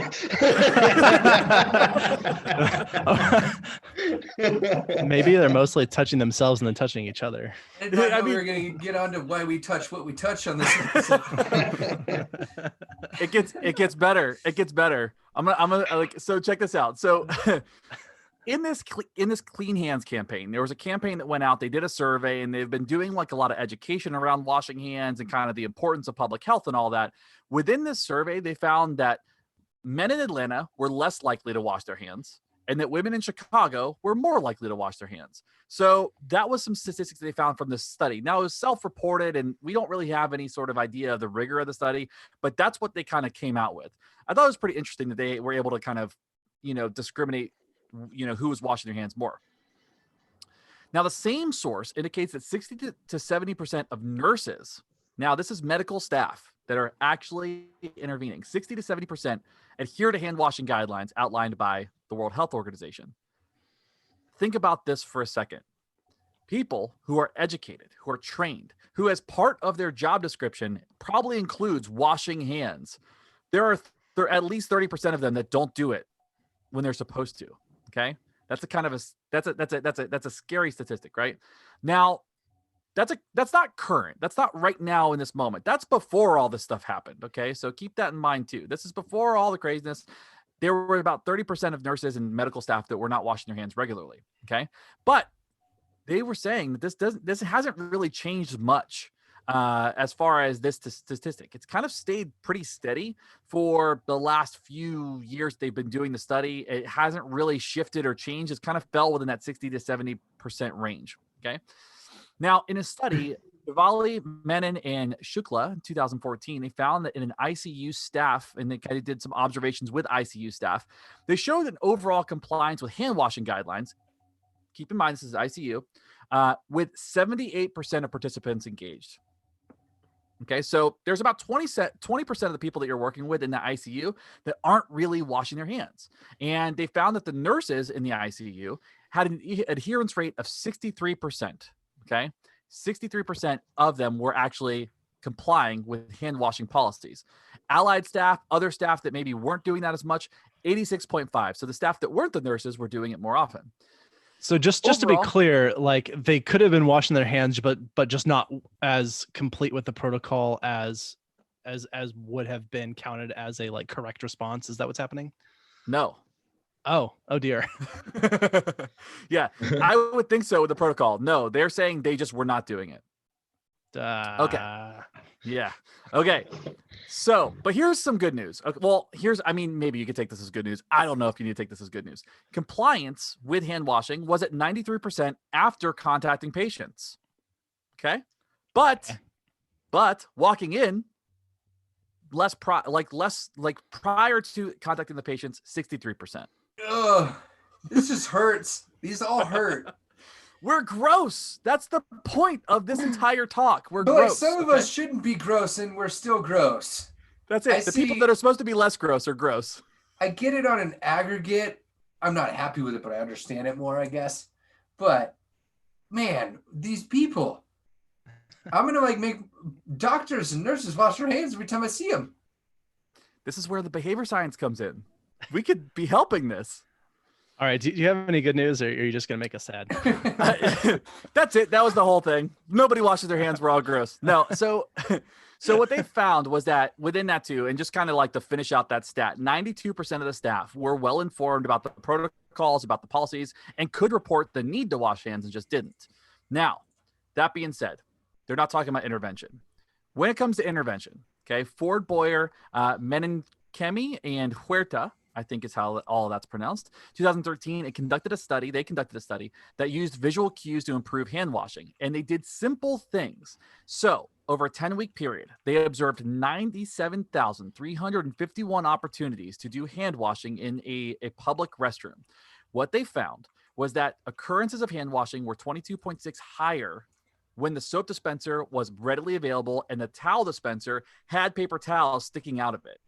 So literally just making the automatic dispensers with the towels, having the visual there, increased hand washing by 22%. Okay. So, wow. Which I thought was really cool. So you see this Clean Hands campaign at the public education piece. There were some dissemination efforts that did see some improvements. They were able to gather some data about how well people were washing their hands. And really, ultimately, what this is saying is like a simple intervention like visual schedules or visual stimuli can actually improve behavior. What ends up happening, though, is unless it's pretty overt, like you'll see like the hand washing, like you'll see the signs that say employees must wash hands. We kind of overlook that sometimes. Like it should say everyone wash hands. Actually, I have a thing on that really quick, which was one of the first times I remember actually seeing that. I was so confused by it saying employees that I was like, well, I'm not an employee here. Should I not be washing my hands? Because I feel like probably the point is that this rule applies to everyone, right? Yes. A general rule, wash your hands, right? Yeah. So, I mean, and again, people are gross for multiple reasons. I picked this one because it's probably the most relevant. And I kind of leaned into what Kyle was. I had the honor of taking over Kyle's talk for this one too. So now to get to the question of why don't we wash our hands? Okay.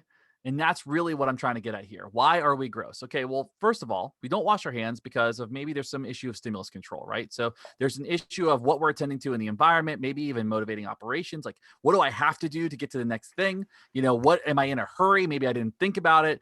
Maybe there's not much value in washing my hands right now. There should be always, but there's maybe not right now because I'm not going anywhere. I'm not meeting anybody. I'm just in my house by myself, right? So there might not be as much of a need there. But you know, when you start thinking about that, as far as stimulus control too, we're more likely to wash our hands after certain things versus others, right? So if I get blood or spit on my hands, I'm definitely washing my hands. But if I touch a handrail, I'm probably less likely to wash my hands. So, or a shopping cart or anything like that. So stimulus control is one of those things that kind of influences our behavior there. I mentioned competing activities. Right now, I would imagine that there are some places and some jobs like essential workers that are probably moving from patient to patient, client to client so rapidly that they may not even have time to actually properly wash their hands, right? So they're so busy with stuff. And that might be a competing thing, right?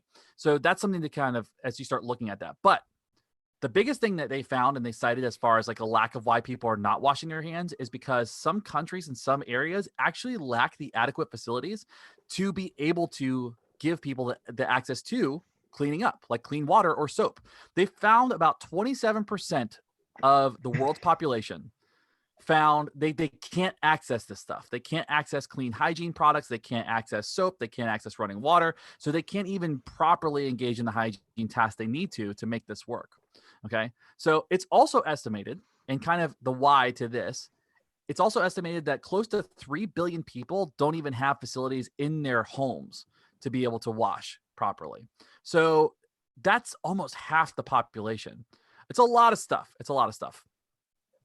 Now, that being said, we can improve this, and we know the behavior science can improve it. Simple things like visual cues can help. Donations can help, all that stuff. There's a lot of different things that can actually improve hand washing. But my take-home points are more like this. It's important to understand the context to do the intervention. Anytime we're starting to look at behavior change, we have to understand what's going on and what's the problem before we start trying to change anything. And here, one of these things is, as part of the take-homes, resources are a privilege. We in the United States have the privilege of being able to access clean water sometimes. That soap, we have a lot of that privilege to be able to do that, to stay clean. Visual cues are helpful, but they're not perfect. They don't always maintain. Hand washing and other hygiene tactics like covering your mouth when you sneeze are helpful in reducing the number of cases of infectious diseases. We know that. That's historic. There's plenty of data to support hand washing as being one of the most important inventions of human history. Just simple hygiene, right? And variables like response effort, access to resources can either improve, discourage behavior, they can influence behavior, they can get in the way. But there are so many things that get in the way, and understanding why we're gross, part of it is understanding the context in which we are actually engaging in these hygiene tasks. So that's all I really wanted to touch on. I know there were some comments about this. I think I bummed everybody out, but my point is behavior science can actually improve this quite a bit. Well, I think looking at this in a similar way that we have talked about, just looking at habits, and like when you build up that routine such that this cue means always do these next things next, that becomes that chain of like, I'm pulling up my pants, the next thing I need to do is wash my hands, or whatever might be the first step of the chain. Maybe you're not wearing pants, but I maybe flush the toilet and then wash hands, whatever it is. That if that becomes rote enough, then it actually becomes hard to stop people from washing their hands, even when there's even without the antecedent manipulations. I've been in those, if you've been in those beach, like to a beach, some of the like bathrooms they'll have there that are like so poorly maintained that like there's not even running water, and you basically go after doing your business and then you can't like use water, and you're just kind of looking at your hands like, well, what do I do now? And for many of us, apparently only 66% of us, there's the reaction is like, I have to do something, and I don't have the things I need to do the thing. Yeah, and mitigating that situation because that chain is so real. Yeah. And also, let's get to Megan's comment as well. But yeah, go ahead and respond first. No, I was gonna say, I mean, I think that's an excellent, I mean, you nail it, right? Like the idea is like, they're just, the habit is really the key thing, and being able to teach the habit, but being able to build the resources in there to do that. That's really what I was trying to say. Okay, gotcha. Yeah, Megan's comment, she said, let's not forget, long time ago, docs used to blame mothers for issues with birth and the spread of disease, and moms would die. And it turns out they just needed to wash their damn hands because they were going from one mama to the next without washing. I actually heard a podcast episode on this recently, and it wasn't even, they were going from uterus to uterus without washing, but they also were, they were going from corpse to uterus without washing. And so they were killing huge proportions of these mothers because they were carrying the diseases from these bodies in there before germ theory. And there was this one doctor who was perplexed and distressed because he was one of the few who apparently cared, and decided, like, let's see if we can rule out a variable here. And found, for whatever reason, when I run my hands under water and like rub them together and like do some kind of hygiene with this before I go to the next person, they're far less likely to die. And so he took some data on this and showed, well, we got like a 90% reduction in the amount of deaths that we're seeing. That seemed like this weird spontaneous women just they get a one and done sort of shot with having children thing. And all of a sudden they weren't. He's like, okay, don't know what's going on here, but clearly it's something important. And he believed that there was something about the corpses that needed to be washed off, which whatever you might think that might be, fine. He's right. Yeah. And implemented that with his staff. And so they saw this huge reduction on deaths following the birth of their children. And but even then, a lot of the people didn't believe him. And so when he was no longer in charge, they went right back to doing what they were doing. So why would you believe data? Can I make a point? And I just want to make a note for the podcast, for future listeners, for just kind of the direction of the podcast. Please never, ever, ever say corpse to anything again. Like, let's just not do that. That was that I think that got. But yeah, let's not do that anymore. That was uncomfortable. We're all about eliciting gag reflex today. But I think it definitely comes back to the value of why we do what we do, right? Like having to know like why we engage in it. We're obviously not good at following instructions alone. We have to have some reason as to why we don't. Amber, she said the name. I was just beat to the why we do what we do drop. You did.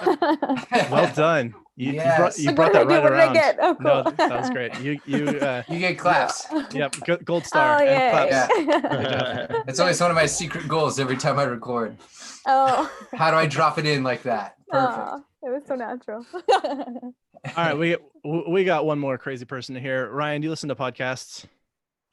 I definitely listen to podcasts, and why such a smooth why I podcast like I podcast. So yeah, the topic that I wanted to kind of just curate, is this our last topic too? Before we transition to other things, yes. Okay. So you have like 5 minutes. Why? It might be quick, but I just want to talk about why we listen to podcasts or create them. And we did this, I believe, at our first year anniversary, where we kind of talked about why we're into this, but it might be a cool check-in. And there's also new members here. And so I know I'm throwing this on y'all. So start thinking about why you engage in the podcast behavior that you do, whether it's listening or creating. And I'd love to ask all the listeners, like, why do you consume podcasts? And it does not need to be why we do what we do. It could be any podcast out there. And to kind of lead the way, I think what is super cool about podcasts, and I did not realize with the first wave of podcasts going around in, I don't know, the early 2000s, right, was just how it democratized and made it to where so many more people in the world could share. And what's really cool there for me is just realizing that the number of people that I could potentially learn from and be influenced by drastically increased as a result of this medium showing up. And that's so cool. I was listening to a podcast episode with some folks apparently high up in like LA media, Hollywood stuff. And they were just like, yeah, people would try to kill this off if they could, but like, you can't kill it off. It's going to make everybody upset. And I'm like, that's so cool. It almost feels like there's this like weird additional outlet and freedom that came from this. And so that's partially what I love about it and like why I listen. It's just the breadth of content and how I can get lost in them. A podcast cabal. Yeah. And then there's, I mean, piggybacking off that, like there's just such interesting content out there. So it took a while for me to learn how to figure out what I wanted to listen to and like explore new shows. But through asking primarily other people what they listen to, I've realized that I can increase the amount of stuff that I wouldn't normally contact, and I come to enjoy it. And so I kind of like to listen, and why I listen is to try to not create so much rigidity in my repertoire of like what I'm learning and consuming. And part of that was I used to just read so much behavioral science, behavior analysis stuff that these podcasts were a good way for me to figure out or learn about new topics in those sort of areas that I wasn't used to consuming. And so it's always, I feel like a little bit uncomfortable or risky when I try a new podcast, but I found that it's a great thing usually, especially when it's coming from somebody that recommends something, or a podcast host that's like, hey, we also make this and you may like it. So those are two of the reasons why I listen. I would say I like to make things because it's super fun. And I do think there's a a whole when it comes to great psychology content out there from a worldview that we bring. So I guess that would be why I record. And you're feeling it, Ryan. Yeah. You're feeling that hole. Yes. Fill in the gap. So y'all want to say like why you podcast? Can I that's pretty great. There were several things in there I thought might be useful to respond to, but one I was going to say in particular, and something you were sort of mentioning, because there is this like endless amount of both information and also just entertainment in the world of podcasts. But one of the things that drew me to it in particular was I don't need multiple senses to use it. And that means that I can use it in a lot of different ways, because I use my eyeballs for a lot of things throughout the day. And so it's really difficult for me to have to use my eyes and my ears to consume some piece of information or entertainment when it's something like TV shows, movies, or unfortunately YouTube, because YouTube has a very similar kind of delivery as a podcast, especially if you like subscribed to a channel. But I can't do anything else if I'm watching a YouTube video, right? Not if I really plan to get anything out of that video. And so I listen to so many more podcasts than I do consume YouTube content, because I can listen to podcasts while I do a lot of other things, because I don't need my ears necessarily to like garden. And I don't need my ears to do dishes. But I do need my eyes for both of those things. Probably. I don't mean to be insensitive to people who don't have vision but can accomplish those things. But I'm not good at it, at least. So that but it goes back to our multitasking episode, right? Like, yeah. Is that even really actually a thing? Can we? How effective? I think Abraham's mastered it. He will listen to 40 or 60 hours a week of podcasts sometimes. How do you do it? Yeah. I basically do it during all the waking moments I'm not communicating with other people or like or reading. That's serious though. That's not a joke or an overextension. That's real. Yeah, no, it's a lot. It's and one time I can learn. You listen to podcasts at 2 times speed, and I don't understand that because I have a hard time keeping up with 1.5 times speed. I will say that I've slowly graduated to 2x for certain types of conversations. Yeah. If it's something like really of the nature that we create on this channel, I can't keep up at a 2.5. I can do 2 at 1.5 for sure. There was, I guess you just reminded me, that's one thing. I feel like I'm being super efficient with podcasts because I can 1.5 or 2x them. I'm like, that's a very good point. That's true. I can consume more faster. Yeah, I mean, it's great. Like somebody will be like, oh, it's a 2-hour podcast. No, it's much less than that. That's so me. That's so me. I'm like, how much can I fit in some time? Yeah, we had a couple listeners respond too. So Nicole Evelyn, growth, ease of use while doing something else, access to cool stuff I would have never known about. It keeps my brain busy when it wants to go down rabbit holes. I do love that they're just kind of like on demand all the time, and that's part of that democratization too. It's really cool. Love that. That's a great answer. Right? And so much more eloquent of what I was trying to say for those 5 minutes. Jenny Lee, there are so many different perspectives and experiences that I would not otherwise come into contact with. 100% agree. Let's see, Thomas, radio seems to be the same music over and over, so it becomes, air quote, lost time. It's not exposure to new material. With podcasts, I can gain some knowledge, new viewpoints in a usually typically lost time while commuting. So if radio exposed me to new music constantly, maybe I'd listen to it more, but most stations repeat the same 30 things. 100%. I didn't even comment on how the radio traditional media industries differ from this sort of just any Joe Schmo can upload. And I love that too. A couple others. Samantha, my ADHD, sorry. I would normally beep that, but I can't. My ADHD makes podcasts much easier to focus on than other things. And she also said that Abraham and I are on the same level with like the multitasking and kind of always listening to it. Boom, baby. Cool. Sweet. So Did you just do the Adam Cole thing? The wrestler No. Adam Cole, he's like, boom, baby. No, Anyway, but doesn't I'm matter. happy to emulate that, I guess. yeah, it doesn't matter. It's fine. Hey, let's get Mike in this conversation. Sure.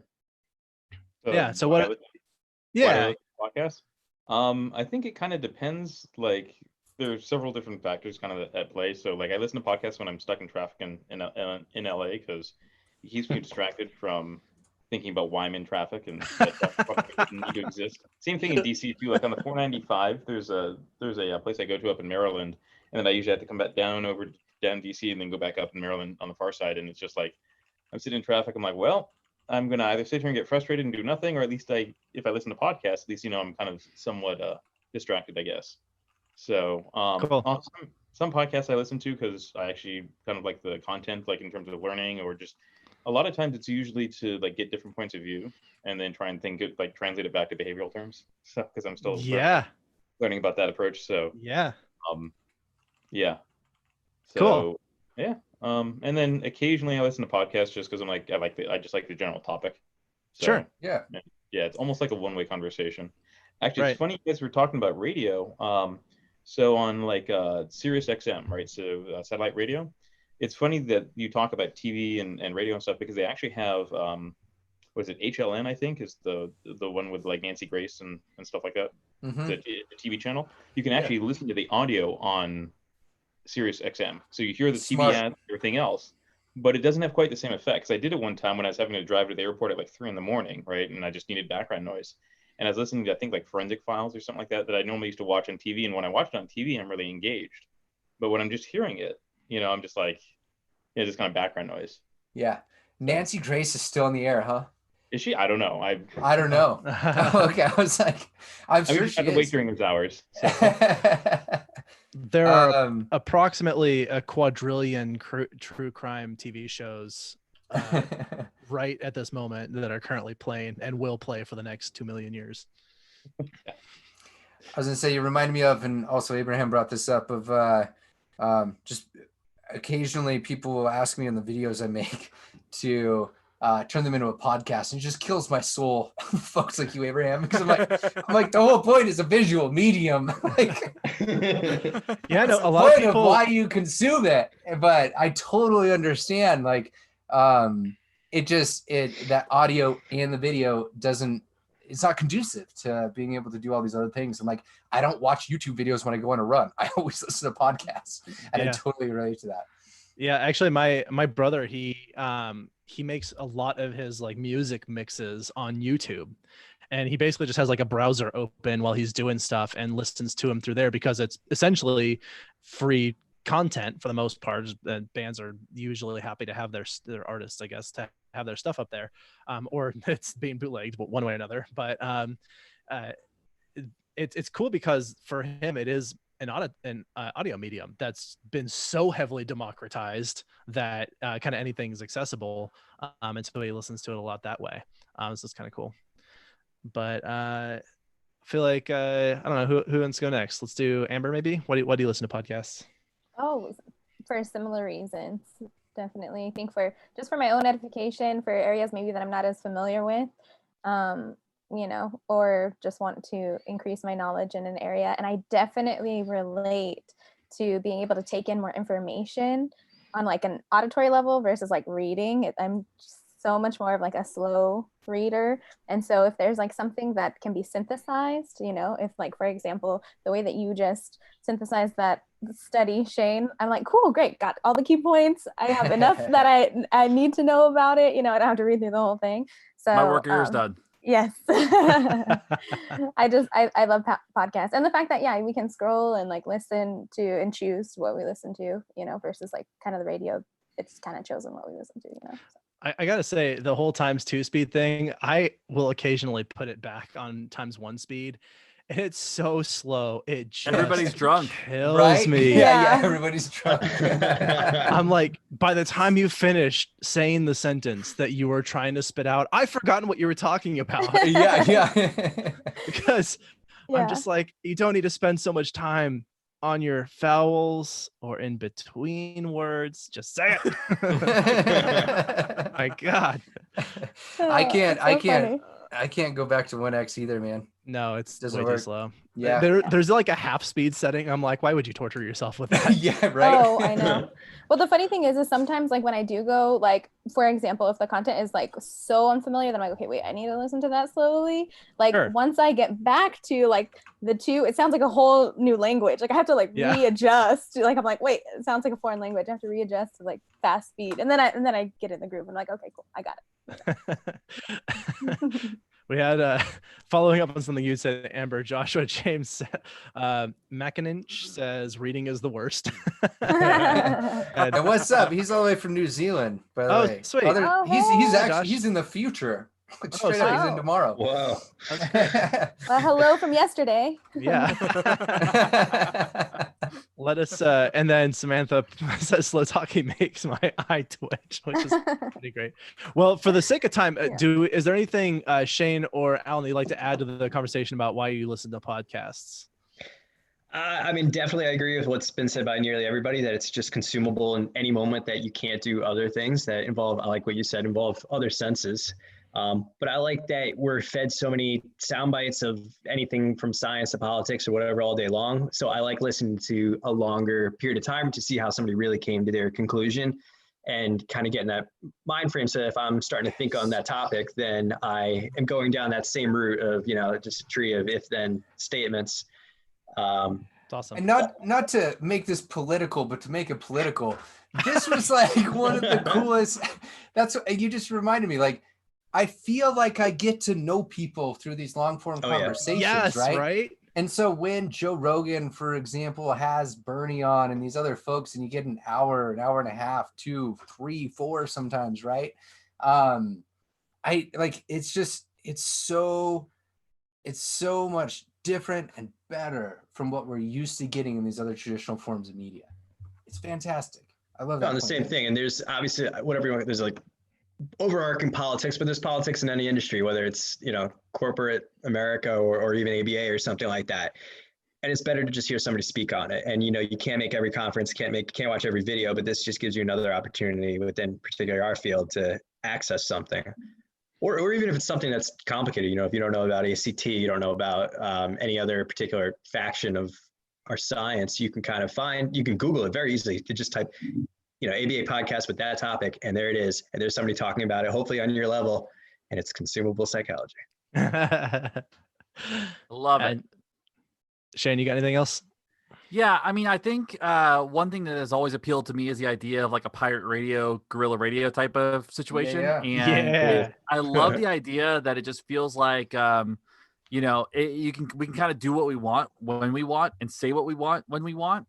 And I like the idea that and there are a lot of people out there who will use that medium for good. I mean, there are people that don't, but I think that I like the idea of being able to take this medium, take this thing, this kind of, untouched medium where you can just do whatever you need to do within it. It's just free, right? And we can say what we want when we want it, need to get it out there, and just really have some great discussions and just inform people. I love the idea of just having like this open access to information. Like, that's one of the great things about the internet, except what's cool about this is like, you don't really have to pay for it at all. Like, right. So you get to access all this really cool information, all this new stuff. I mean, personally, I like listening to stuff every now and again. It's not behavior analytics. I listen to a lot of music podcasts that are really cool, but I'm learning a whole lot about bands like the Ramones and the Stooges, and like just the history of punk rock in general, or listening to, I listen to a podcast called The Doughboys, which is literally about these two guys that go out and eat fast food. That's literally all they do. Wow. And they rate the restaurants, and it's hilarious. But, I just like the idea of just kind of like, it's very cavalier. It's very Wild West, and we get to do what we want with it. And I think that what we do with it is a lot of fun. I think it's useful. Hopefully people get something out of it. But I like being a part of that dissemination effort for the science and doing good work. Yeah. Anarchist. Yeah. Totally into it. All right, really quick. I'm going to ask everyone to just say one podcast that they really like, love, their favorite, or just say one that you're maybe really into right now. I'm going to say The Skeptic's Guide to the Universe for me. Let's go. I'm going to go in reverse order, actually. Shane, what do you got? Well, I have a podcast called I Don't Want to Hear It, so that one's cool. That's actually a No, good one. actually, yeah. No, so no, actually, plug it, dude. Samantha Yeah. just recommended that.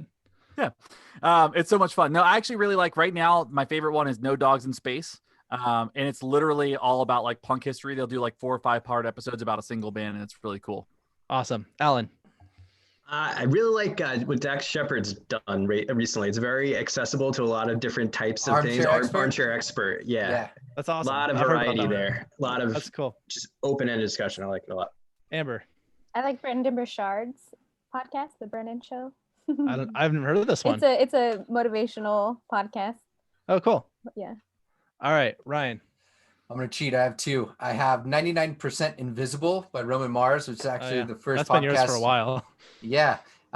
It's what I first got into, and it was, I didn't think it was gonna be fascinating to learn about architectural design through a podcast, and I absolutely love it. And I guarantee other people would too. The other one, honorable mention, Joe Rogan podcast. It's like Oprah, but for middle-aged white men. I love it. Can we start calling it Jopra? Oh my god. That is There's so also the true. Hyperconscious podcast. You guys should check that one out too. The Hyperconscious Hyperconscious? podcast. Pretty Hyperconscious. similar. Yeah. All right, Mike, there is a right answer for you. Just kidding. No, This is actually my most listened to in terms of all the different ones. Like I've listened to the most episodes out of this one. wow. We'll Oh. take that. Yeah, definitely. I was kidding, but that's really cool. Oh, to it's actually true. I was looking. I was like, out of all of them, this is the one that has the, basically every episode has been played, I think, except the last one, which just came out. So, Yeah. but no, for work actually. So I'm gonna cheat and do 2. So for work, I actually listened to one called Intelligence Matters. Okay. By some former intelligence officials. It's actually really fair and balanced, and they do a really good job about. Well, it's very well balanced, and they are fair to all sides, I should say. They do a good job at explaining things in non-industry specific terms. And then for more of a kind of a just like a social thing, the Ask Women podcast, which is actually it's, I guess you could call it like a dating lifestyle type of podcast, but it's just kind of interesting, the topics they talk about. Yeah. So, yeah. That's awesome. Yeah. All right, rad. Well, I think we have some things that we could take on here. I'd actually love to, with the time that we have, because we've already been doing this for a couple hours almost. We're coming up on a couple hours, and I'd like to see if we can get some audience participation first. Any questions, sort of a Q&A section for anybody who's listening who'd like to leave in the comments. Any questions you have for us, and actually, Mike, if you have any questions for us, we talked to you a lot on Discord, so you probably we've probably answered all your questions at this point. But if you have any, and we're happy to answer those as well. So, and then Ryan and Shannon or whoever's monitoring could just let us know if any come through. Yes, so Yeah. I've kind of primed this. Let's see what comes in. Lena's, I think, was the last one, but it's a question, so we're gonna bring it in. She said, "Are y'all compiling this list? We need it of all of our favorite podcasts." Oh, tell you what, I will put that in the show notes for this episode when we publish it, so you can find it Yes. there. Dig. I'll have to go back and listen to them and write them down, but I'll do it. Samantha said that's not related to the Make Women Great Again conference, is it? I think that was from Mike's show that he listens to. No. Ask Women is actually like it's run by women and they like give dating advice to guys and social advice and stuff like that. Nice, So. interesting. Thomas is asking Alan, and I feel like this might be a troll comment, but I'm bringing it in. What rhymes with purple? Is this an inside joke? Not much, Tom. That is the answer he's looking for. Let's see here. Joshua. Joshua said it's one of the fun things about group Zoom, watching everyone secretly searching. Okay. Sweet. We'll see. I'll let you know if anything else comes in. Okay. You got anything in particular, Mike? No, I mean, I was just kind of curious to hear if we can. I don't know how much time you have, but I was going to say to extend the question in Discord about explaining behavioral terms to non-behavioral people. Yeah. Thank you for bringing that back up. Can you actually frame for our listeners the whole context of the question that you were asking? So basically, yeah, let me just pull it back up from Discord. Sure. Wow. It was basically the idea of I was just kind of curious about what approaches do people take for explaining behavior analytic terms to non-BA folks, right? So to whether it's friends, family, people, maybe coworkers, right? It's like when they're, because I encounter a lot of the pop psychology, pseudoscience type of stuff, and people are like, oh, well, that's because of mirror neurons or whatever, term of the day. And it's like, there may be other factors that are affecting behavior. Yeah. So, yeah, I was just kind of curious to see what, like, phrases, ways, ideas, strategies, etc. Sure. Yeah, that's such a cool question. And I think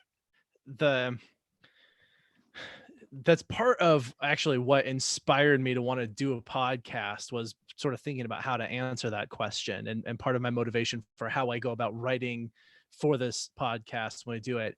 And there are a lot of phrases I turn to that I rely on. So for example, I don't say negative reinforcement, but I might say something like relief.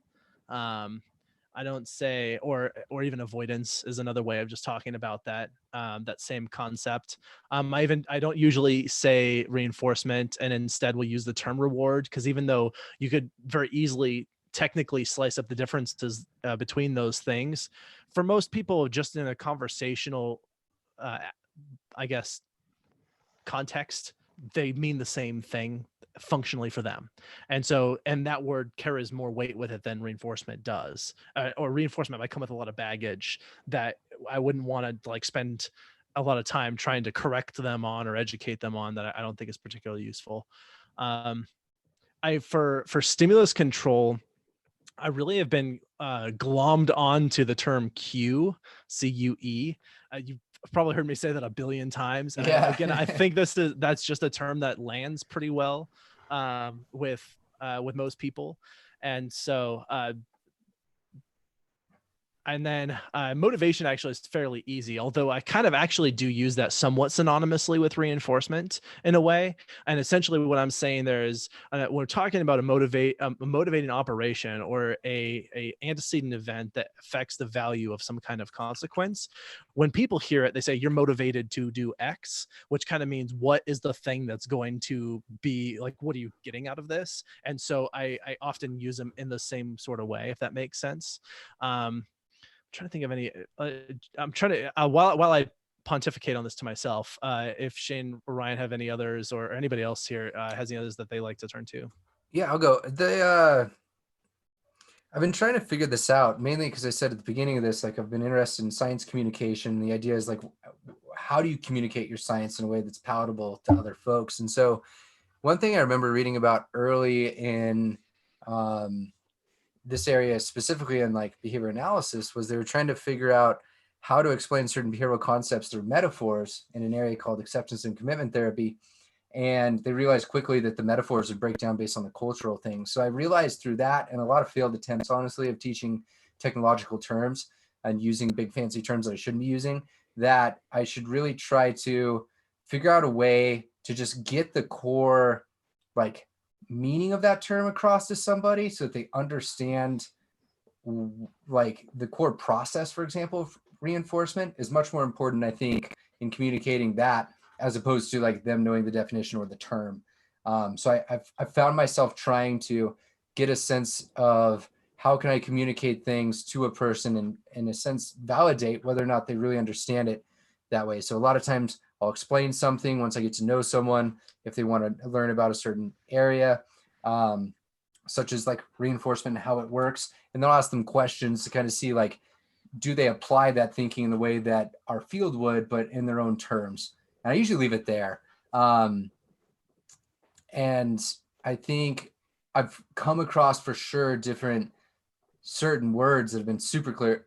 Abraham mentioned it. I use cues all the time as well. I love that we stumbled across cues, and like, I think it was episode 5, if I remember right. I could be wrong, but like, it was early on and I was like, cues, this is such a great way to describe this, right?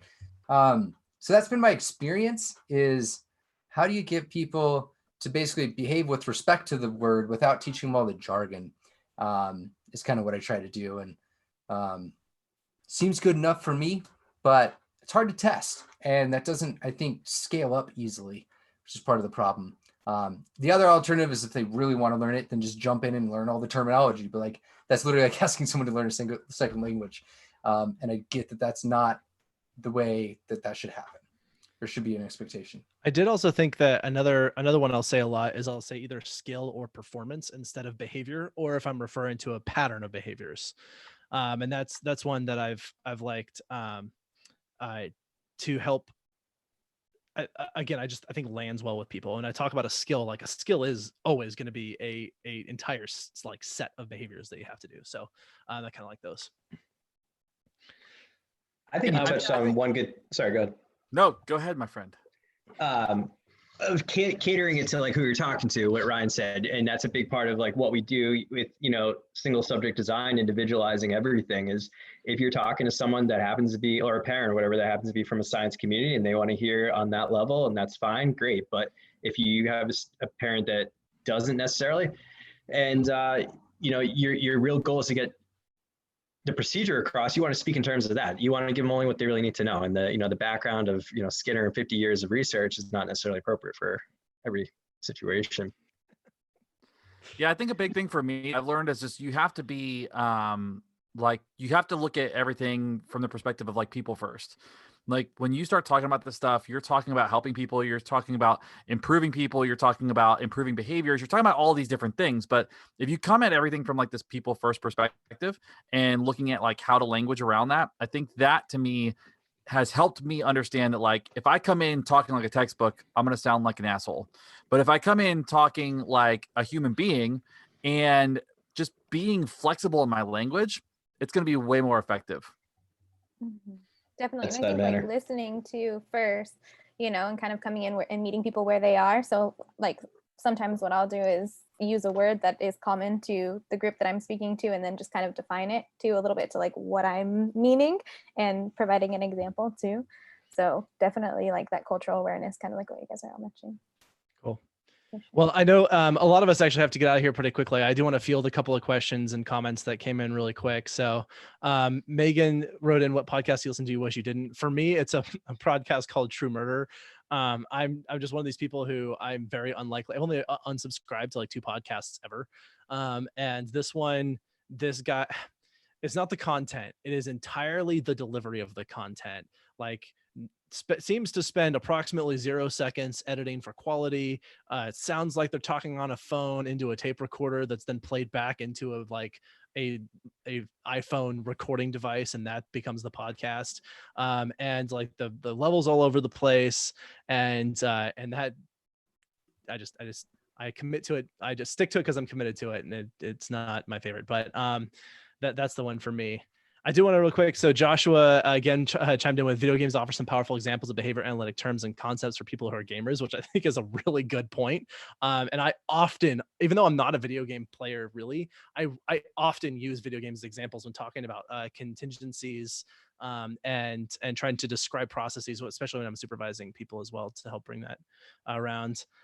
Nicole said, mentioned rapport and pairing, definitely school setting relevant, which I think is a really good point as well.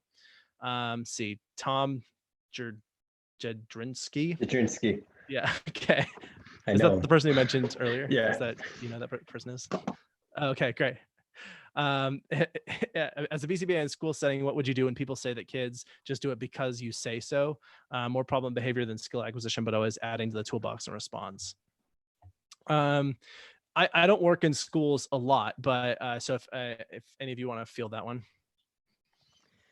I've come across this of things like shaving and toothbrushing and things that we just do like right off the bat anyway. You get somebody that says, well, they should just do it because they should do it. Well, it might not be something, we come back to those signals, like washing your hands or something that's as obvious. So if you're growing a beard like Shane and I, to us, it's fine. To that particular person, it might be all right.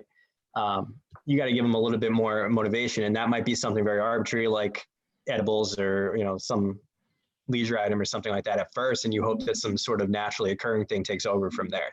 Brushing your teeth, it's a lot to take in to say it's curbing gingivitis later on, as we would, and as a kid, that's not even where you start with it. It's just to keep your mouth minty fresh and whatnot. So you got to start with pieces, and eventually you hope that some sort of natural thing takes over. Yeah, I think I will say there's a snarky comment to this, which is, how's that working out for you? Because that's often sort of like, they should just do it. And I'm like, are they? But they're not already. That's yeah, the thing. yeah. And I think the other one is I think the more respectful one that I'll often go to is like, you know what, you're right. They should just do it. And they're not. So like, we gotta meet them where they're at, and then we'll get them to like where that becomes something that's valuable because it's important. And there's also something in there of recognizing, like, should they just do something that someone tells them to do? There is an ethical consideration here. And when we teach children that they should just listen to adults because they're adults, that maybe isn't a great idea. And so it's like, let's be really specific under the conditions under which, going back to that, the conditions under which it is appropriate for them to do what is asked, and the conditions under which it's more appropriate for them to stop and question whether they should do what is asked. And that's better to teach that discrimination skill than it is to just teach the blanket thing. So all right. I think we could wrap it up there. Thank you everyone for joining. Thank you everyone who is watching us live. Happy birthday us. I'm very excited that we've made it this far. Mike, thank you for everything. You've been just awesome to have on Discord, awesome to have the Patreon. You've been wonderful. So thank you for everything. And so I'm going to go ahead and just say, that's it for me. And I just want to give my heartfelt thanks, everyone. We couldn't have done it without you all, both to my team and to listeners. And if everyone has anything else, feel free to give your sign off, and then we'll close it out there. That's it. Nope, that's it. Good. So much thanks. Thanks, Abraham. All right. Well, we will catch you guys online. Please reach out to us on Facebook, Twitter, Instagram, all those places. Email us.